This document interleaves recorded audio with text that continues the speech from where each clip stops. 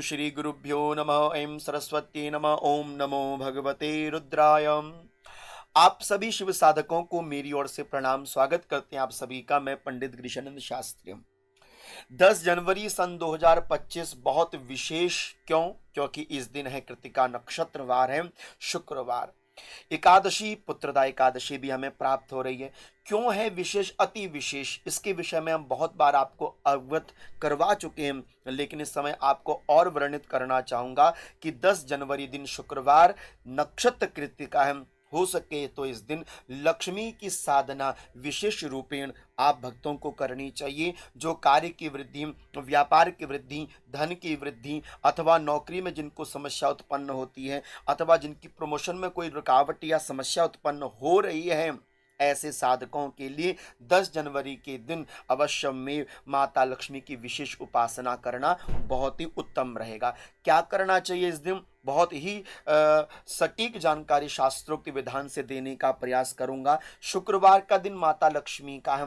कृतिका नक्षत्र जो विशेष रूपेण अग्नि देवता का है, इसीलिए कहा जाता है कि यदि शुक्रवार और कृतिका नक्षत्र का मेल हो जाए तो माता लक्ष्मी की प्रसन्नता अति शीघ्र हो जाती है। ऐसे में क्या हो, बोले ऐसे में आपने कोई ना कोई विशेष रूपेण माता लक्ष्मी के जप को, जो आप बहुत पूर्व से करते हुए आ रहे हैं, उस जप को आप सभी को धारण करना चाहिए। यदि आप कोई जप नहीं कर रहे हैं तो ओम श्रीम श्री नमः इस मंत्र का आप जप कर सकते हैं, अथवा सबसे उत्तम तो यह रहेगा कि आप श्री सूक्तम का पाठ कीजिए। 21 पाठ कर सकें तो 21 पाठ कीजिए, 11 पाठ कर सकते हैं तो 11 पाठ कीजिए, 9 पाठ कर सकते हैं तो 9 पाठ कीजिए। अपनी श्रद्धा अनुसार आप अपनी एक व्यवस्था बैठा लीजिए और उसी के अनुसार आप श्री सूक्तम का पाठ कीजिए। संपूर्ण श्री सूक्तम का पाठ चाहे आप संपुट रूप से करें अथवा आप नॉर्मली जैसे पुस्तकों में लिखा आता है, आप श्री सूक्तम का पाठ कीजिए। श्री यंत्रम को आप स्नान इत्यादि करवाएं,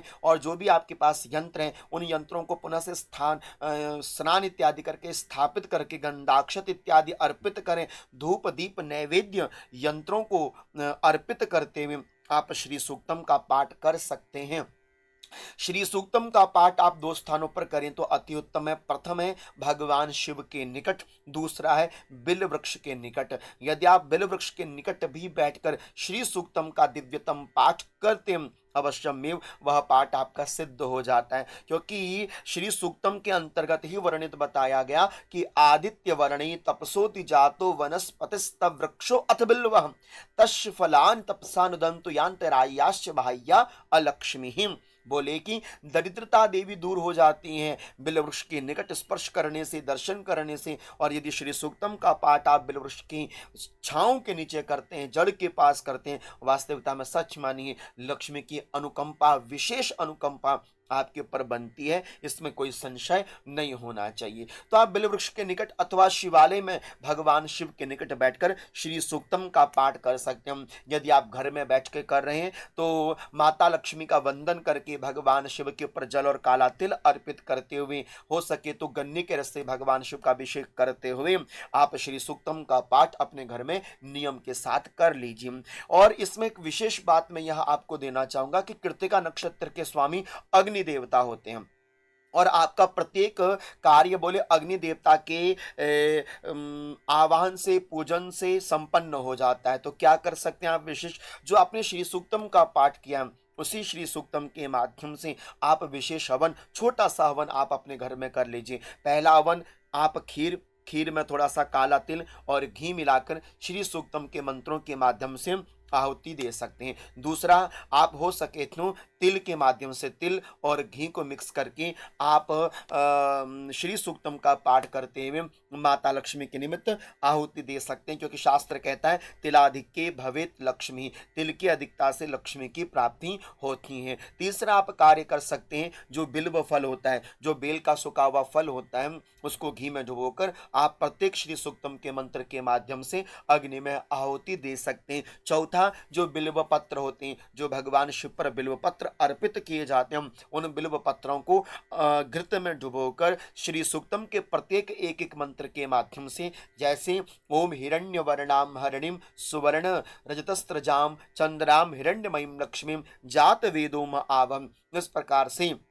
मंत्र बोलते हुए ओम श्रीम श्रीये स्वाहा, तो घृत में डुबोकर बिल्व पत्र के माध्यम से आप आहुति अग्नि में दे सकते हैं, क्योंकि शास्त्र कहना है कि अवश्यम मेव धनार्थे बिल्व पत्र के यज्ञ मीमांसा में लिखा हुआ है कि यदि आप धन की प्राप्ति की कामना चाहते हैं तो बोले बिल्व पत्र के माध्यम से आप आहुति प्रदत्त कर सकते हैं, अवश्य में यह लक्ष्मी को देने वाला होता है। तो आप यदि इस नियम के अनुसार अनुकूलता को लेकर यदि हो सके तो माता लक्ष्मी के निमित्त यह विशेषादि कार्य कर सकें, अति उत्तम है, अति श्रेष्ठ है। यदि आपसे ये न किन प्रकारेण इतना नहीं हो सकता है तो आप शिवालय में बैठ के श्री सूक्तम का पाठ कीजिए और 21 कमल गट्टे के जो दाने होते हैं उसको घी में मलकर भगवान शिव पर अर्पित कर दीजिए। यदि इतना भी नहीं होता है तो ओम श्रीम श्रीये नमः इत्यादि मंत्र बोलकर आप 21 कमल गट्टे घृत में मलकर भगवान शिव की